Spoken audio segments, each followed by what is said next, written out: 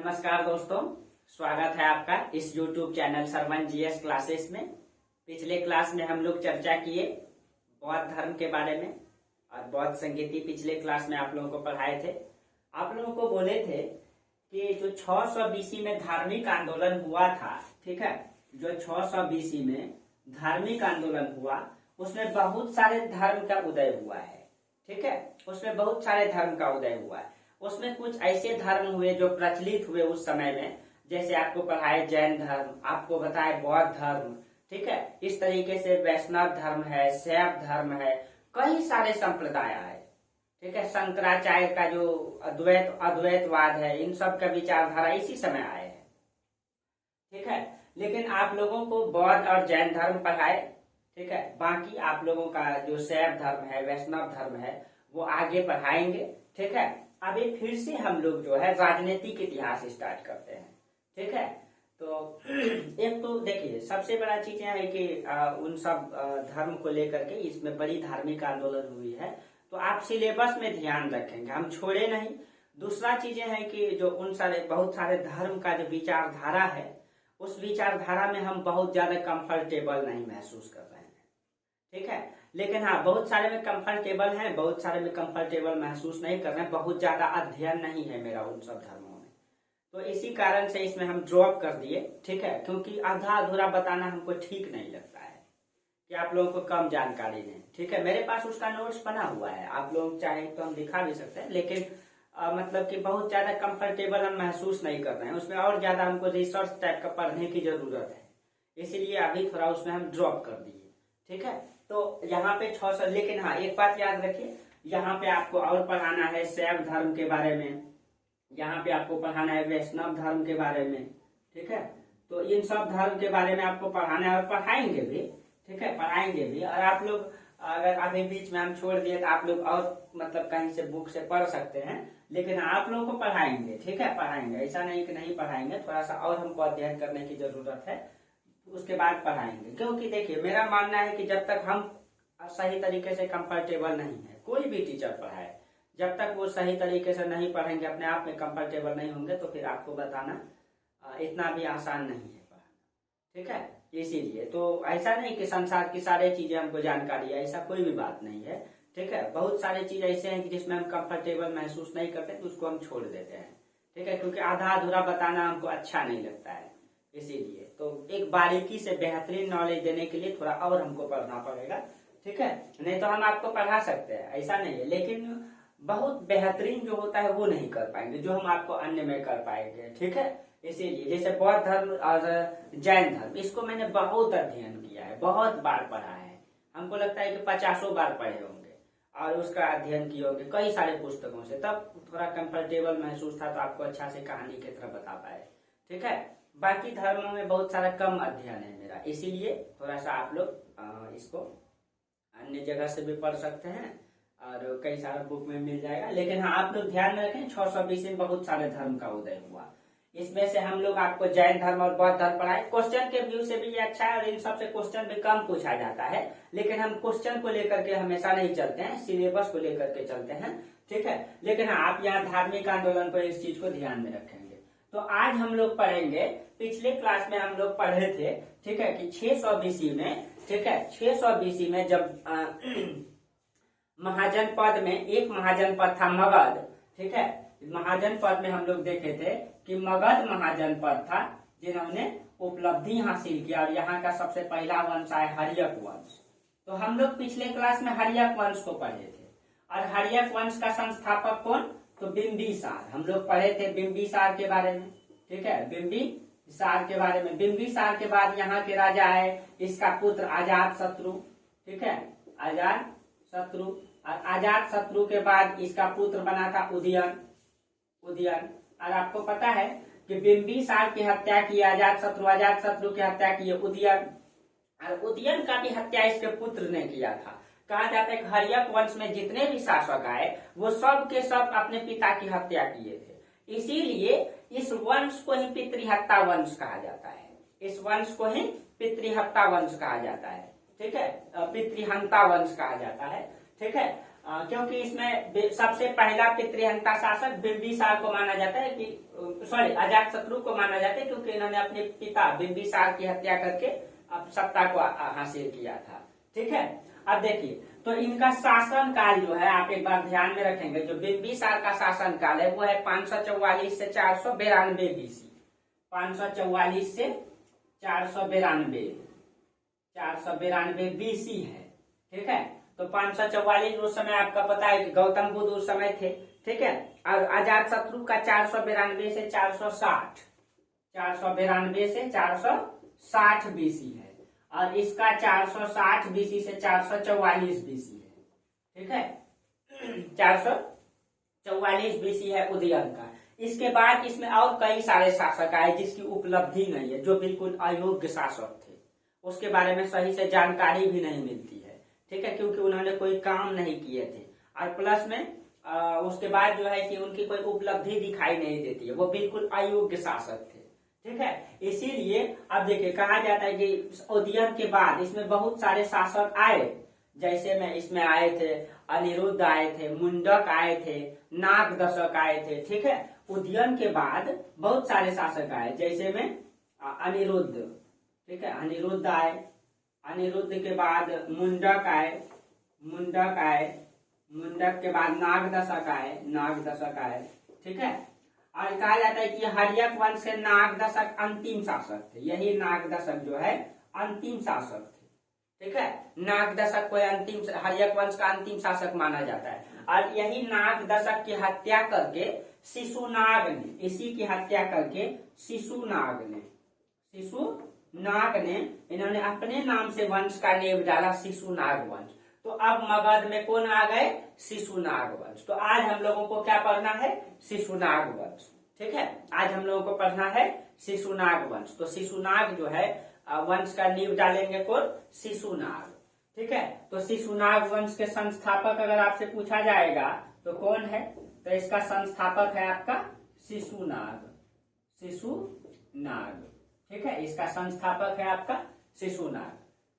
अब देखिए शिशुनाग के बारे में कहा जाता है, पुराणों में इसको क्षत्रिय बताया गया है। ठीक है, इन सब चीजों को आप लिखेंगे।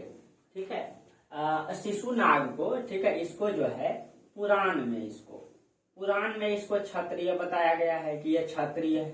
ठीक है, अलग अलग मतलब इतिहासकार में मतभेद है इसको लेकर के, ये कौन सा मतलब कि वर्ण से थे या कौन सी जाति से थे। पुराणों में क्षत्रिय बताया गया है, बौद्ध ग्रंथ में इसको जो है लिच्छवी गणराज के राजा की वैश्या से उत्पन्न संतान बताया गया है। ठीक है, तो इसको जो है बौद्ध ग्रंथ में क्या बताया गया है आपको पता है? लिच्छवी गणराज। बौद्ध ग्रंथ में लिच्छवी गणराज के राजा, लिच्छवी के यहाँ के राजा की वैश्या से उत्पन्न बताया गया है। ठीक है, वैश्या से उसको उत्पन्न बताया गया है इसको बौद्ध ग्रंथ में। ठीक है, अब देखिए और जो भी रहे, ठीक है, लेकिन इसमें इतिहासकार में मतभेद है कि ये क्षत्रिय थे कि कौन सा वर्ण से थे, इसमें मतभेद है। ठीक है, अंततः जो भी रहे, लेकिन ये कहा जाता है कि हर्यक वंश में ये एक मंत्री अमात्य के पद पर था, काशी जनपद का गवर्नर था। ठीक है, अब देखिए जब आपको मैं मतलब कि यहाँ पे मैप में आपको समझाते हैं थोड़ा सा। ठीक है, देखिए इधर हम मैप बना देते हैं, कोई भी चीज को मैप में आसानी से समझ में आता है।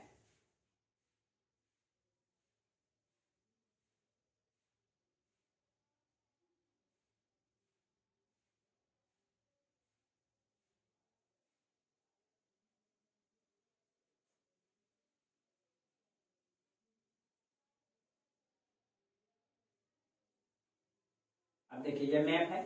अब देखिए आपको पता है मगध यहाँ है, ये मगध है। ठीक है, और मगध यहाँ पे आपका वैशाली हुआ करता था, वैशाली। ठीक है, वैशाली, और मगध ने यहाँ पे अंग को भी जीत लिया था।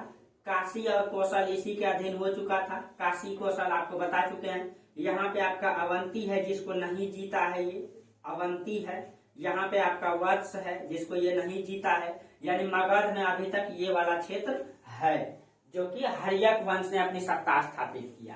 ठीक है, हर्यक वंश ने।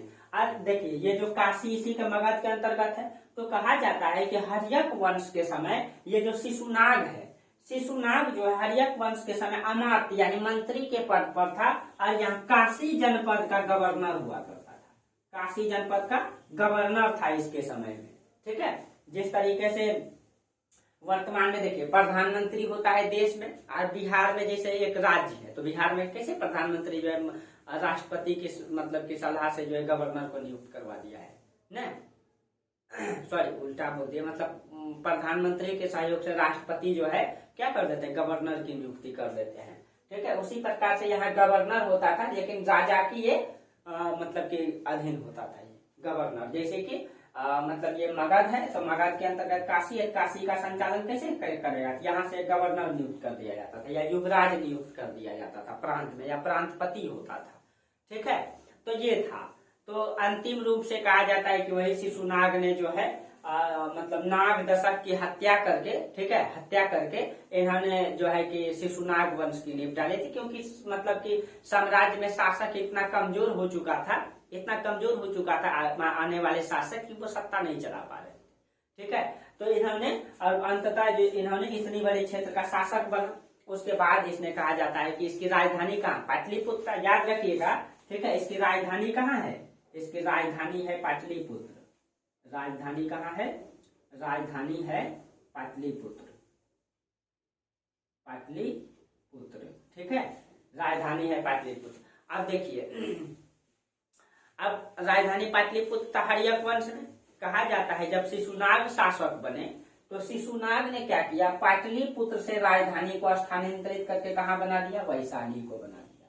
तो याद रखिएगा कि शिशुनाग ने राजधानी कहाँ बनाए थे, इन्होंने राजधानी बनाए थे वैशाली को। पाटलिपुत्र भी राजधानी था, लेकिन मुख्य रूप से राजधानी पाटलिपुत्र से वैशाली को स्थानांतरित कर दिए थे। याद रखिएगा इन्होंने एक काम किए थे कि राजधानी को पाटलिपुत्र से वैशाली स्थानांतरित कर दिए थे। राजधानी पाटलिपुत्र भी रखा था, लेकिन मुख्य राजधानी इन्होंने वैशाली को बना दिए थे। और इन्होंने कहा जाता है कि इसने अवंती को, वत्स को, इस पूरे क्षेत्र को जीत लिया था। यह जब जीत लिया था, कहा जाता है इसके पूरब में, आप देखिए अब कहा जाता है कि इन्होंने ये वत्स को भी जीत लिए, इस अवंती को भी जीत लिए, जिसको हर्यक वंश के किसी शासक ने नहीं जीत पाए। अवंती को यहाँ का राजा चंद्र प्रद्योत था और बहुत ही योग्य था ये, और बहुत शक्तिशाली महाजनपद था अवंती।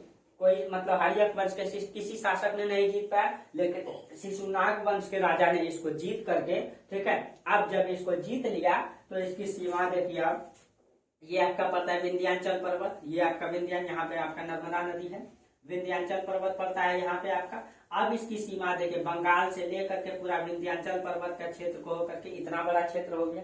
यानी कि अब इसका सीमा जो है पूरब में बंगाल से लेकर के उत्तर में तराई तक, दक्षिण में विंध्य के नीचे तक इनकी मालवा का क्षेत्र तक हो गया, यानी तराई। अब देखिए इसका सीमा ये नेपाल का तराई, यानी कि ये आपका हिमालय पर्वत है, हिमालय पर्वत है। तो हिमालय पर्वत का ये तराई से लेकर के पूरा, तराई से लेकर के पूरब में बंगाल तक, अब ये पूरा दक्षिण में विंध्याचल पर्वत की श्रेणी तक जो है इसका साम्राज्य क्या हो गया, विस्थापित हो गया। इतनी बड़ी साम्राज्य को इन्होंने स्थापित कर दिया। यानी कि अब धीरे धीरे जो भी राजा मगध में आते जाएंगे उन्होंने अपनी सीमा को क्या करते चले गए, बढ़ाते चले गए। ठीक है, और कहा जाता है कि अंततः इनकी मृत्यु जो है 394 BC में इनकी मृत्यु हो गई। लेकिन इन्होंने इतनी बड़ी क्षेत्र को स्थापित किया, ठीक है, राजधानी वैशाली को बनाया, अवंती को जीता, वत्स को जीता। तो इन्होंने याद रखेगा अवंती और वत्स को इन्हीं ने जीता था। ठीक है, उसके बाद कहा जाता है कि 394 BC में इनकी क्या हो गई, 394 BC में इनकी मृत्यु हो गई। ठीक है, शिशुनाग का 94 BC में मृत्यु हो गई। ठीक है, तो इन्होंने जो शासन किए तो अंतिम, हाँ एक बात याद रखिएगा कि जो आपका शिशुनाग वंश है, ठीक है, शिशुनाग वंश है, ये 412 से 344 BC तक शासन किए हैं। 412 से 344 BC। तो देखिए, तो मोइड वंश की समाप्ति ये 444 है। इसके बाद जो इन सारे शासक ने शासन किया तो ये 412 ईस्वी तक आ गए थे। 412 ईस्वी में शासक कौन बन गए थे, फिर ये शिशुनाग। उसके बाद ये 412 से लेकर के, ठीक है, 394 तक, 412 से 394 BC तक ये शासन किए। 394 BC में इनकी मृत्यु हो गई। तो इनकी जब मृत्यु हो गई तो इसके मृत्यु के बाद इसके कितने पुत्रों ने शासन किया ये इतिहास में सिद्ध नहीं है। ठीक है, इसके कितने पुत्रों ने शासन किया। इसके बाद जो है कहा जाता है कालाशोक ने शासन तो किया है, ठीक है, लेकिन कितने राजाओं ने शासन किया इसकी ऐतिहासिकता पूर्ण संदिग्ध है अभी भी। ठीक है, लेकिन कालाशोक इसके बाद शासक बना। कालाशोक के बाद जो है कालाशोक का पुत्र जब शासक बना तो उसके बारे में उपलब्धि नहीं है। तो इसमें आपको बता दें इसकी मृत्यु के बाद जो शासक बनता है वो बनता है कालाशोक। कालाशोक, ये कालाशोक जो है 394 BC मृत्यु या 394 BC में ये शासक बने। ठीक है, कालाशोक ये इसी का शिशुनाग का कौन है, पुत्र है। ठीक है, अब देखिए कालाशोक की मतलब कि बहुत ज्यादा उपलब्धि नहीं है। बस इन्होंने एक मतलब राजधानी को फिर से क्या कर दिए, इन्होंने राजधानी को, ठीक है, वैशाली से पाटलिपुत्र ला दिए फिर से। ठीक है, वैशाली से कहा ला दिए, पाटलिपुत्र।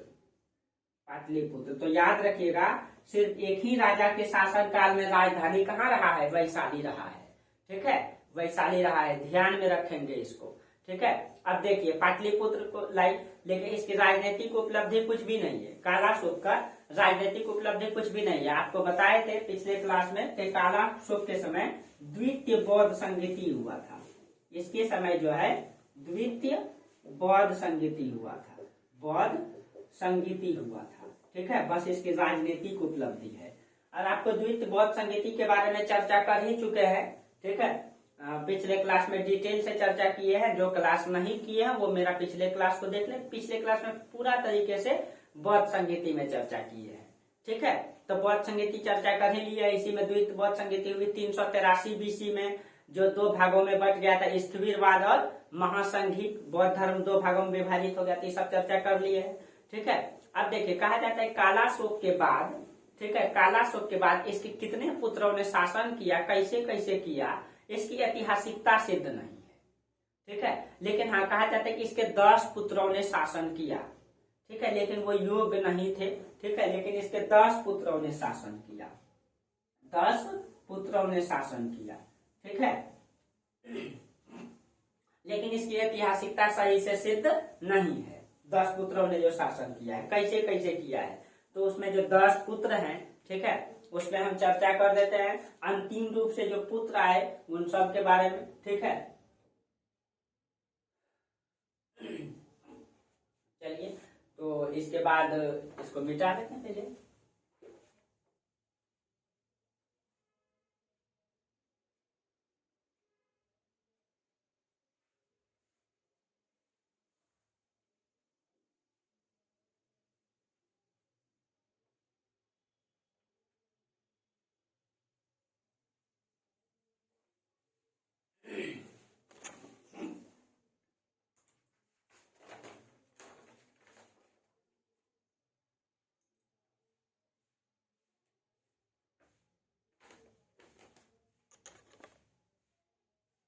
देखिए अब जो है कालाशोक के बाद, शिशुनाग के बाद कालाशोक,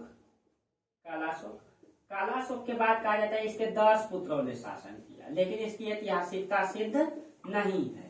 ठीक है, ऐतिहासिकता सिद्ध नहीं है, लेकिन इसका जो अंतिम शासक है वो है नंदीवर्धन। ठीक है, जो शिशुनाग वंश का अंतिम शासक है ये है नंदीवर्धन। ठीक है, नंदीवर्धन, इसका जो उल्लेख आता है, कहा जाता है नंदीवर्धन के बाद इसके सत्ता में महापद्मानंद आया।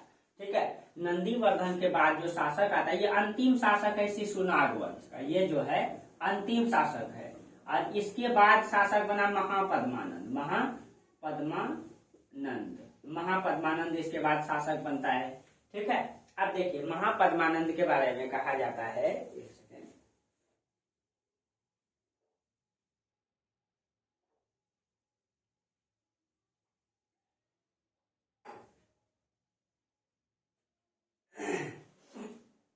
देखिए महापद्मानंद के बारे में कहा जाता है कि हर्षवर्धन के दरबार में रहा करते थे। बाण भट्ट, एक कवि हुआ करते थे बाण भट्ट, जो हर्षवर्धन के दरबार में रहते थे। उन्होंने पुस्तक लिखी है हर्षचरित्र। ठीक है, तो महापद्मानंद के बारे में उसी में चर्चा है हर्षचरित्र में। हर्षचरित्र का जो रचयिता है यह है बाण भट्ट। बाणभट्ट ने इस पुस्तक में चर्चा किया है, ठीक है, कि जो नंदीवर्धन है ये बहुत बिल्कुल अयोग्य शासक थे और उसके दरबार में जो मंत्री थे ये महापद्मानंद थे, गवर्नर के रूप में थे, ठीक है, गवर्नर थे। और इसके जो मतलब कर्तव्य को देख करके, इसकी अयोग्यता को देख करके महापद्मानंद ने इसकी हत्या करके, ठीक है, और इन्होंने महापद्मानंद ने अपने नाम से नए वंश की नींव डाला जिसको कहते हैं नंद वंश। नंद वंश ये उल्लेख आता है आपका हर्षचरित में जो बाणभट्ट का है, ठीक है, बाणभट्ट का है, इसने इसमें उल्लेख किया है, ठीक है, कि महाकालासुर की हत्या करके इन्होंने अपनी नींव डाली नंद वंश की, ठीक है। और इसमें जो इसके 10 पुत्रों ने शासन किया है, ठीक है, उसका प्रमाणिकता सिद्ध नहीं है। उसके बाद महापद्मानंद आते हैं, ठीक है, इन्होंने नंद वंश की नींव डाला। तो याद रखिएगा इसमें शिशुनाग वंश में शिशुनाग, कालाशोक, इसके बाद इसके 10 पुत्रों की उपलब्धि हासिल है नहीं। अंतिम शासक नंदीवर्धन है, इसकी हत्या करके महापद्मानंद ने नंद वंश की नींव डाली। तो अब हम लोग पढ़ेंगे नंद वंश के बारे में। तो इसका उल्लेख है, यह हर्षचरित्र में आता है, ये बाणभट्ट की पुस्तक है, ठीक है। तो चलिए अब हम लोग पढ़ते हैं कौन सा वंश, नंद वंश। और नंद वंश, ठीक है, पहला वंश रहेंगे जिन्होंने भारत में जो है अपनी सीमा को, मगध साम्राज्य की सीमा को, ठीक है, उत्तर में व्यास नदी तक लेकर के जाएंगे, दक्षिण में विंध्य पर्वत तक लेके जाएंगे और पूरब में बंगाल तक, ठीक है। यानी कि इन्होंने साम्राज्य को, बड़ा साम्राज्य स्थापित किया था, ठीक है। ये पहला वंश था नंद वंश, ठीक है, जिन्होंने अपने साम्राज्य को बड़ा सा पूरे उत्तर भारत के लगभग क्षेत्रों पर शासन किया, जम्मू कश्मीर को छोड़ करके और पूर्वोत्तर राज्य को छोड़ करके। क्योंकि आप लोग जानते हैं कि उस समय पूर्वोत्तर राज्य को, ठीक है, जीत करके कोई मतलब कि आर्थिक लाभ तो था नहीं, ठीक है, इसी कारण से उन्होंने जीता नहीं होगा, क्योंकि वो मतलब कि पहाड़ी इलाका है, जंगली इलाका है, जनजाति का इलाका है, इसीलिए, ठीक है। तो चलिए अब हम लोग यहाँ पे देखते हैं। बस एक चीजें याद रखिएगा कि मतलब कि शिशुनाग ने अपनी राजधानी कहाँ बनाया था, तो अपनी राजधानी उन्होंने वैशाली को बनाया था।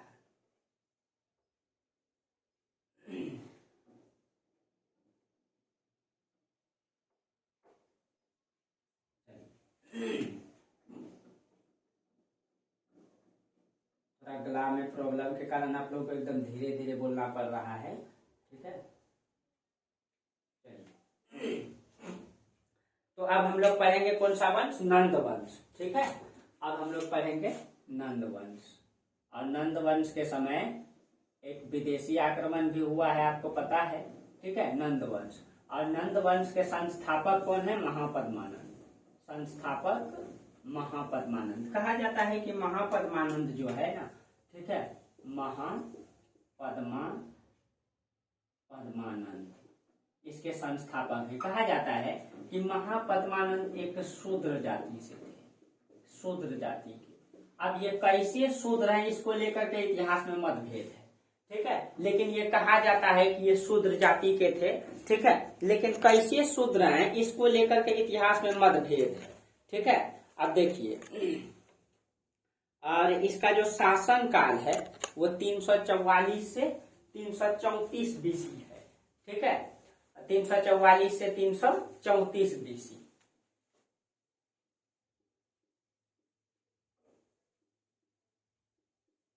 लेकिन इसको इतिहास में शूद्र बताया गया है, ठीक है।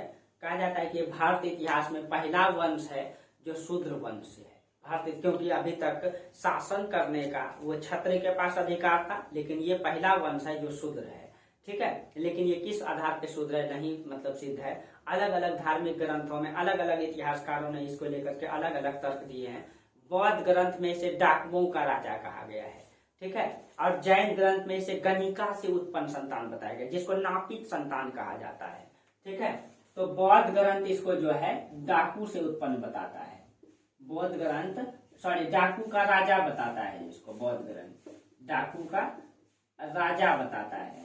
जबकि जैन ग्रंथ जो है, जैन ग्रंथ इसको जो है वैश्या से उत्पन्न बताता है, वैश्या से उत्पन्न। और जो संतान वैश्या से उत्पन्न होता है, ठीक है, उसको नापित संतान कहा जाता है। उसको क्या कहा जाता है, नापित संतान।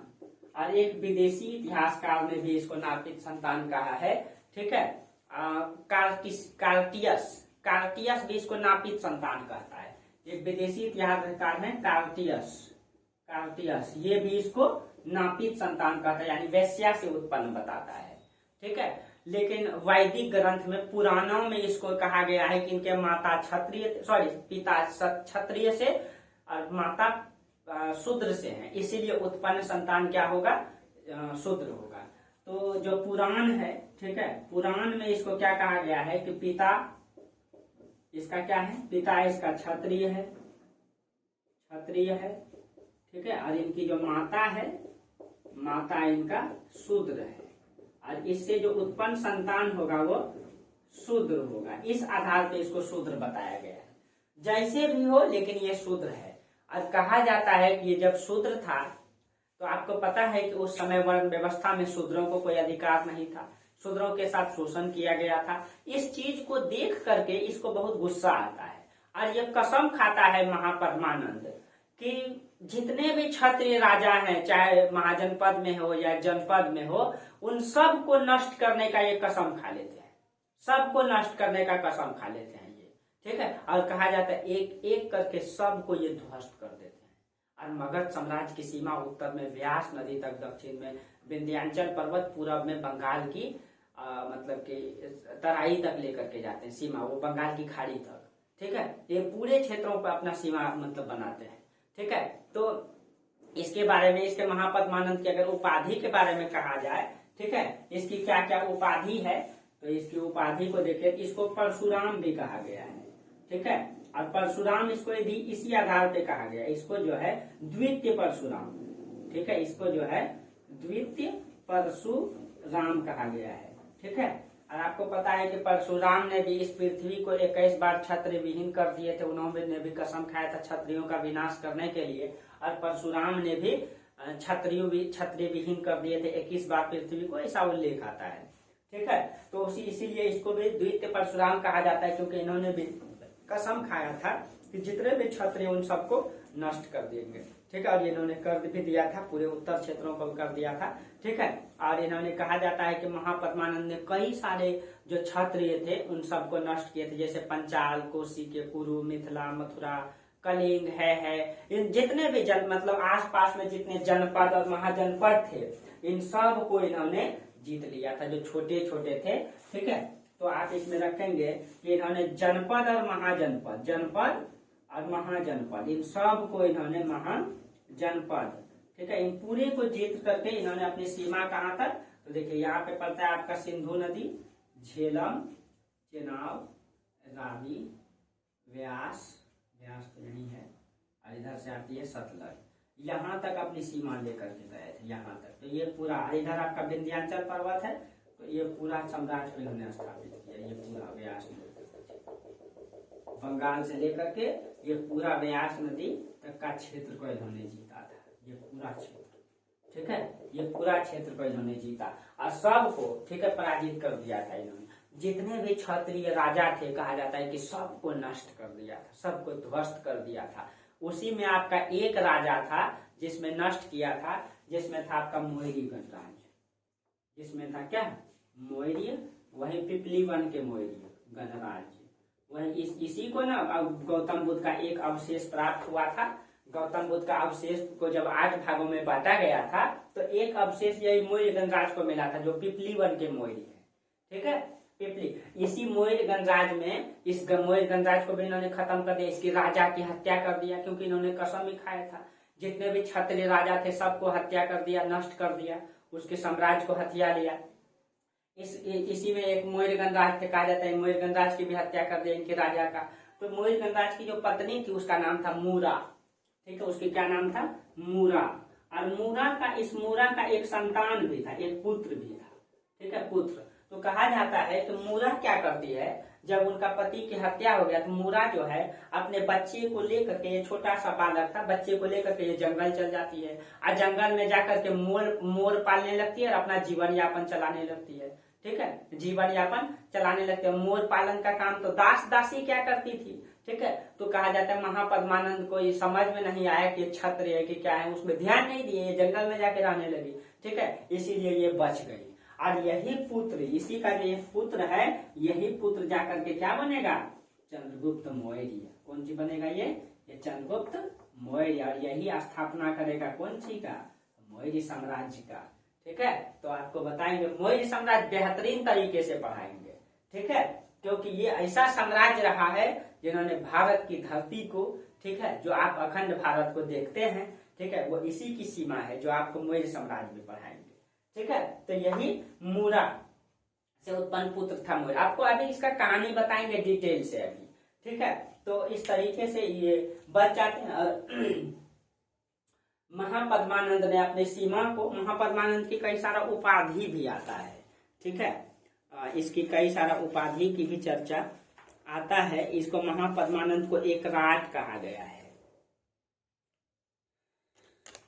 इधर हम बनाते हैं तो हमको उल्टा टाइप का महसूस होता है, इधर बनाते हैं ठीक रहता है। ठीक है, इसीलिए चलिए, अच्छा कोई बात नहीं है। ठीक है, महापद्मानंद को क्या कहा गया है, एक राज कहा गया है। एक राज, एक राज का मतलब क्या होता है, एक राज का मतलब होता है जो चारों दिशाओं में शासन करे। ठीक है, ऐत्रेय ब्राह्मण ग्रंथ में पहली बार, ठीक है, एक राज की संकल्पना की गई है।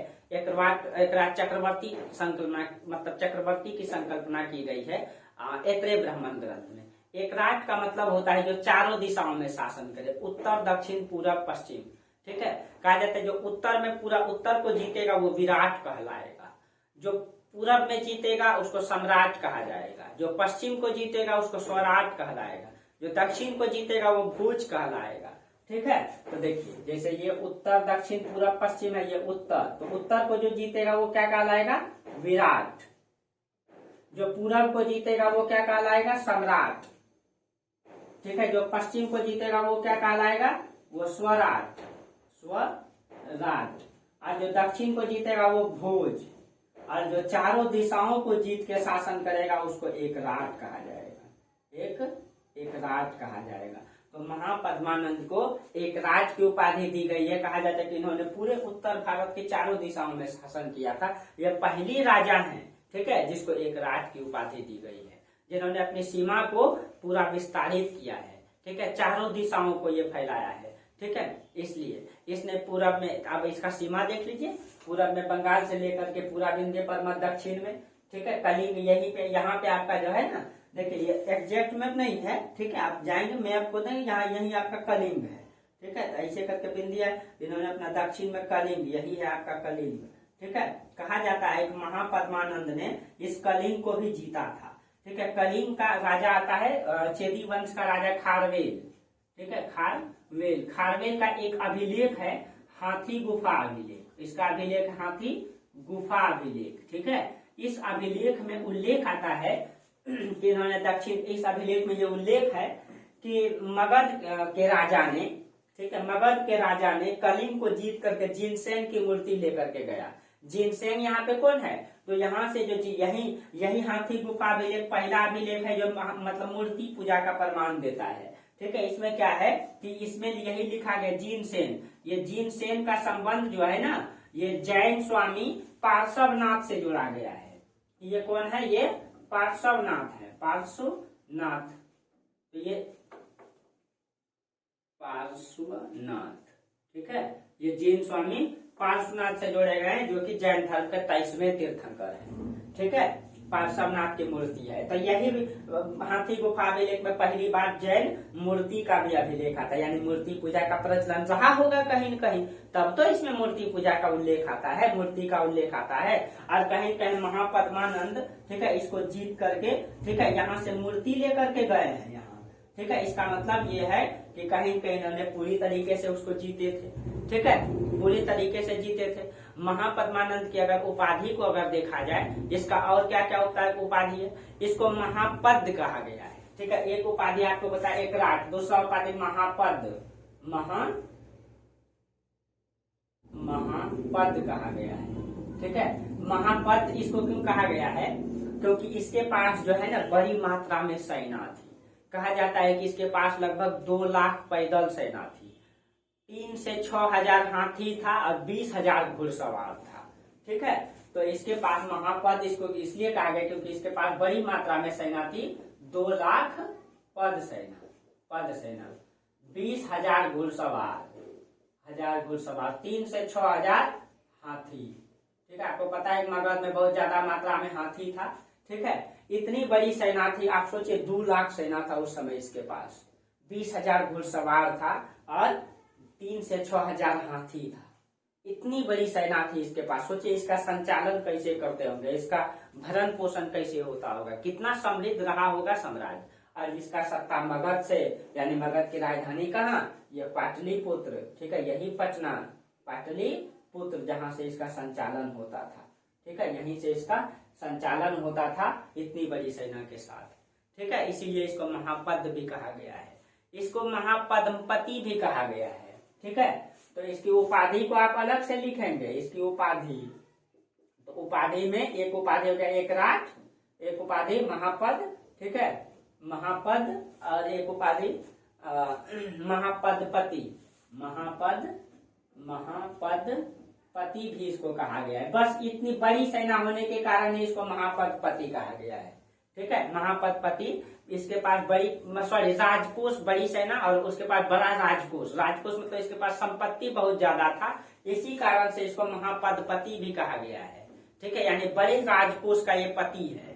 ठीक है, इसीलिए इसको महापदपति भी कहा गया है। ठीक है, इसको उग्रसेन भी कहा गया है। ठीक है, उग्रसेन इसको यूनानी कहते थे क्योंकि इसके पास बड़ी मात्रा में सेना था, इसीलिए इसको उग्रसेन कहा गया। भयानक सेना था इसके पास, बड़ी सेना था, इसीलिए इसको क्या कहा गया है, उग्रसेन भी कहा गया है। उग्रसेन, देखिए उपाधि जो है एग्जाम में पूछा जाता है, इसीलिए आप लोग इसको ध्यान में रखेंगे।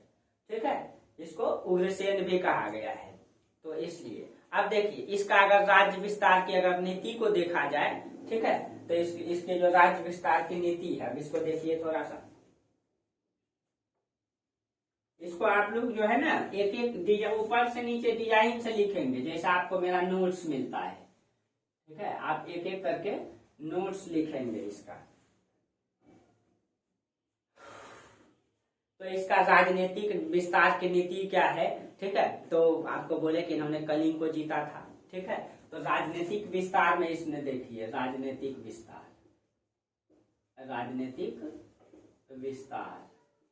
तो इन्होंने एक तो पहले इन्होंने कलिंग को जीता। ठीक है, और कलिंग को जीत करके इसका उल्लेख कहाँ आता है, कलिंग को जीतने का खारवेल का हाथी गुफा अभिलेख में, हाथी गुफा अभिलेख में इसका उल्लेख आता है, इन्होंने कलिंग को भी जीता। ठीक है, इसमें इसका उल्लेख आता है। उसके बाद इसी अभिलेख में जैन मूर्ति का भी प्रमाण आता है, ये तो आपको बताए कि इसमें जैन मूर्ति का भी प्रमाण आता है। ठीक है, अब देखिए मगध नरेश ने मतलब कलिंग में नहरों का निर्माण करवाया था। अब जब इसने कलिंग को जीता तो यहाँ पे सिंचाई व्यवस्था करने के लिए यहाँ नहर का निर्माण करवाता है। इसका मतलब कहीं कहीं ये है कि मगध नरेश अपने साम्राज्य की समृद्धि चाहता है, अपने साम्राज्य का विकास चाहता है, कहीं कहीं वो जनता के प्रति, ठीक है, राजा को जो कर्तव्य होनी चाहिए वो निभाने का प्रयास करता है और अपने साम्राज्य को समृद्ध बनाने का प्रयास करता है। तब तो वो उस क्षेत्र को जीत करके वहां नहर का निर्माण कराते हैं। कहीं कहीं उनको आर्थिक लाभ की चिंता है न, ऐसा नहीं कि जीत के नष्ट कर लिया और छोड़ दिया, ऐसा वो नहीं कर रहे हैं। वो वहां जीत करके वहां नहर का निर्माण करवा रहे, यानी कि उसका विकास चाह रहे हैं। ठीक है, तो इन्होंने कलिंग को जीता, इसने मिथिला महाजनपद को जीता। ठीक है, कलिंग के बाद इसने मिथिला महाजनपद को जीता। ठीक है, मिथिला महाजनपद को जीता, उसकी इतनी बड़ी साम्राज्य भी तो स्थापित किए थे। पंचाल खंड को जीता, कुरु को जीता। ठीक है, तो पंचाल महाजनपद को जीता, उसके बाद कुरु को जीता। ठीक है, कुरु को जीता, आपको बोले थे कुरु यहाँ पे हरियाणा के पास पड़ता है आपका कुरु। ठीक है, इन सब को जीता, पंचाल को जीता। ठीक है, यानी कि इसका प्रमाण जो है सिकंदर के आक्रमण से भी पता चलेगा आपको। जब अभी सिकंदर का आक्रमण होगा तो डायरेक्ट इसकी सीमा की चर्चा आएगी, जो आपको अगले क्लास में चर्चा करेंगे, सिकंदर का आक्रमण। ठीक है, अगले क्लास में 2-3 आक्रमण के बारे में चर्चा करेंगे आपको। ठीक है, अब देखिए इसका एक मंत्री था अल्पक, ये बहुत जानकार था। ठीक है, इसका जो है एक मंत्री था अल्पक, ये कहा जाता है हर चीज में इसको सलाह देता था। अल्पक ये बहुत ही जानकार था, हर चीज में इसको सलाह देता था, कहाँ क्या होना चाहिए, कहाँ नहीं होना चाहिए। ठीक है, ये मतलब साम्राज्यवाद में बहुत सलाह देता है। साम्राज्यवाद का मतलब क्या होता है कि साम्राज्य का विस्तार में कैसे आप युद्ध को जीतिएगा, क्या क्या नीति लागू करिएगा, इन सब में सबसे ज्यादा सलाह यही अल्पक देते थे। ठीक है, सॉरी कल्पक है, कल्पक। ठीक है, कल्पक दे दे जो इनके मंत्री थे, ठीक है, मंत्री थे। अब देखिए दक्षिण में एक क्षेत्र है, इन्होंने है इसकी राजधानी थी माहिष्मती, ठीक है इसकी राजधानी कहाँ है, माहिष्मती। इसको भी कहा जाता है इसने जीता था, माहिष्मती को भी इसने जीता था, ठीक है, माहिष्मती को भी इसने जीता था। इसके बाद कहा जाता है इसका पुत्र का नाम आता है घनानंद। कहा जाता है कि घनानंद मतलब ये नंद वंश का अंतिम शासक बताया जाता है इसको, ठीक है। इसके बाद महाबोधि वंश नामक ग्रंथ में जो है इनका 10 पुत्रों का उल्लेख आता है।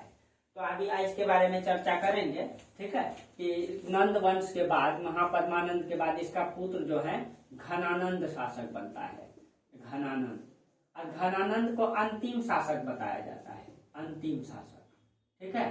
कहा जाता है महापद्मानंद का 10 पुत्र का उल्लेख आता है, इसका भी 10 पुत्र का उल्लेख आता है, उसमें सबसे अंतिम घनानंद था, सबसे अंतिम घनानंद था, ठीक है।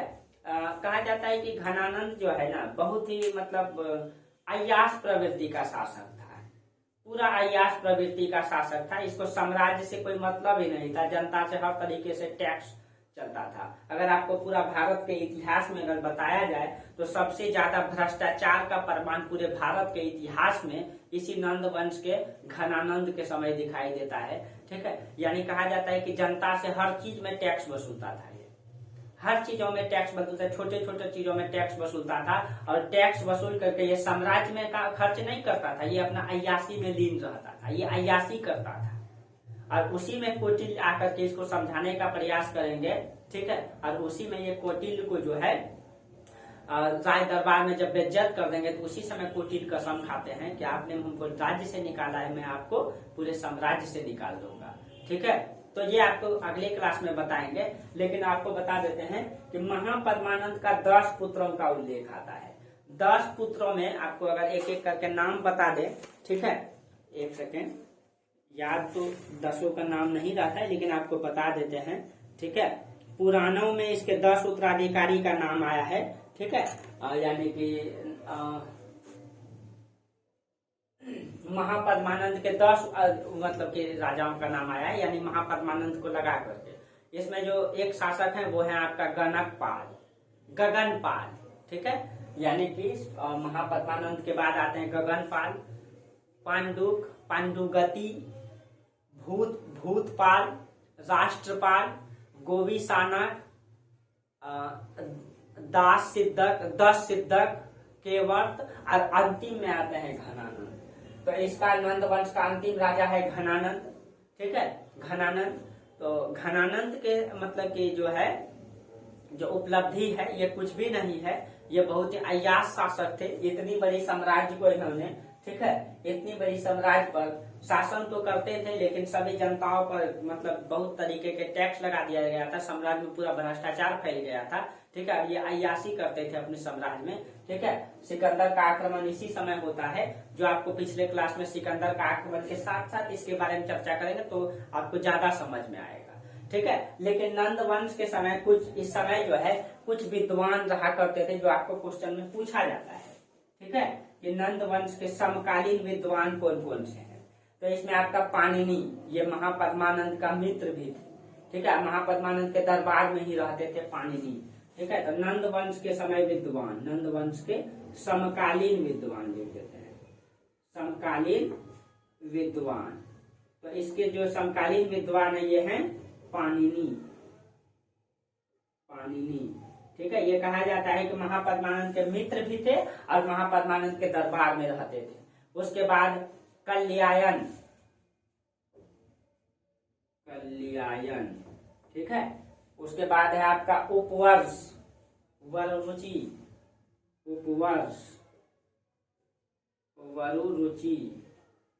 ठीक है। ये सारे विद्वान हैं, ठीक है। वरुरुचि होता है, वरुरुचि, ये सारे विद्वान हैं जो नंद वंश के समकालीन हैं, ठीक है। ये सारे विद्वान नंद वंश के समकालीन हैं, ठीक है। तो आज यही तक रहने दीजिए, ठीक है।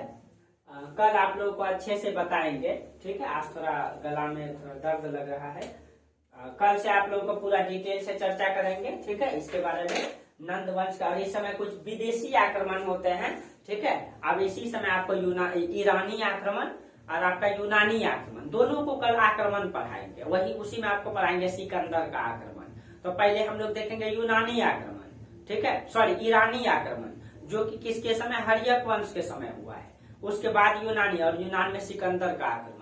तो अब हम लोग कल से विदेशी आक्रमण को पढ़ेंगे। देखिए मेरा इतिहास को समझ के चलिएगा, कंटिन्यू क्लास कीजिएगा तो समझ में आएगा, जिधर तिधर से कीजिएगा तो नहीं आएगा, ठीक है। तो आप लोगों को कल ये पूरा बताएंगे आप लोगों को, ठीक है, आक्रमण के बारे में, विदेशी आक्रमण के बारे में, ठीक है।